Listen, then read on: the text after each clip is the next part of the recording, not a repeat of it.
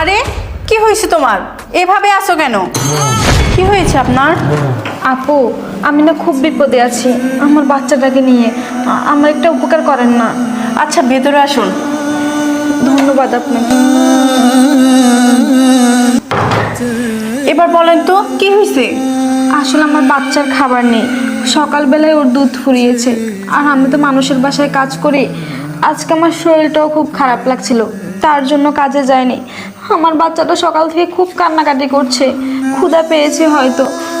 আমাকে কিছু টাকা দেন না, আমি কথা দিচ্ছি আপনার বাসায় যা যা কাজ করা লাগে সব আমি করে দিব। তার বিনিময়ে আমাকে কিছু টাকা দেন, আমি আমার বাচ্চার জন্য দুধ কিনে নিব।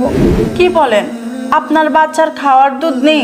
আর আপনার হাজবেন্ড কোথায়? উনি কি কাজ কাম করে না? আপু, সে কথা কি আর বলবো। আমার সন্তান যখন আমার গর্ভে ছিল তখনই আমার স্বামী আমাকে ছেড়ে চলে গিয়েছে। কি বলো? তোমার হাজবেন্ড তোমাকে ছেড়ে গিয়েছে? কিন্তু কেন? আপু, তার পরিবার চেয়েছিল আমার ছেলে বাবু হোক, কিন্তু সবই তো উপরওয়ালার ইচ্ছে বলুন। ছেলে মেয়ে জন্ম দেয় কি আমাদের হাতে? সব তো আল্লাহর সৃষ্টি। যখনই ডাক্তার বলেছে আমার মেয়ে বাবু হবে, তখনই তার পরিবার সব সম্পর্ক আমার সাথে বিচ্ছিন্ন করে দেয়, কোনো যোগাযোগ করে না। আর এক সময় তো আমার হাজবেন্ড আমাকে অনেক অত্যাচার শুরু করে, পরে আমাকে নিজের বাসা থেকেই বের করে দেয়, আমাকে ডিভোর্স পর্যন্ত দিয়ে দিয়েছে। আপু জানেন, আমি আমার বাচ্চাটাকে অনেক কষ্টে পৃথিবীর আলো দেখিয়েছি। এই বাচ্চাটার একটু খাবার জোগাড় করতে আমার এত কষ্ট। আপু, আমি কথা দিচ্ছি আপনার বাসায় আমি কাজের মেয়ের মতোই থাকবো, সব কাজ করে দিব যখন যা বলবেন। তার বিনিময়ে শুধু আমার বাচ্চার খাওয়ার দুধ কেনার টাকাটা আমাকে দিলে হবে। প্লিজ আপু, আমাকে এই দয়াটুকু করুন। আচ্ছা বোন, তুমি কান্না করিও না, সব ঠিক হয়ে যাবে। আচ্ছা তুমি কোনো টেনশন করিও না, একটু দাঁড়াও। এই শুনছো? এদিকে আসো তো।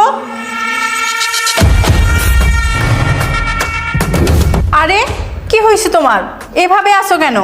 আচ্ছা শোনো না, বাবুর জন্য দুধ কিনতে হবে, কিছু টাকা দাও। টাকা? থাক আপু, আমার কোনো টাকা পয়সা লাগবে না, আমি আপনার বাসা থেকে চলে যাচ্ছি। আরে তুমি তো একটু আগেই বললা তোমার টাকা লাগবে, বাচ্চাকে দুধ খাওয়াবা, আর এখন বলতেছো টাকা লাগবে না, তুমি চলে যাবা। এসবের মানে কি? হ্যাঁ আপু, আমি টাকা চেয়েছিলাম বাচ্চাকে দুধ খাওয়ানোর জন্য, কিন্তু এখন আমার টাকা লাগবে না। কারণ আমি চাই না যে মানুষটা আমাকে আমার গর্ভে সন্তান থাকা অবস্থায় ফেলে রেখে চলে আসছে সেই মানুষের কাছ থেকে কোনো টাকা নিতে। মানে কি বলতে চাচ্ছ তুমি? মানে শুনেন তাহলে। এই নে ডক্টরের রিপোর্ট। ডাক্তারের রিপোর্ট?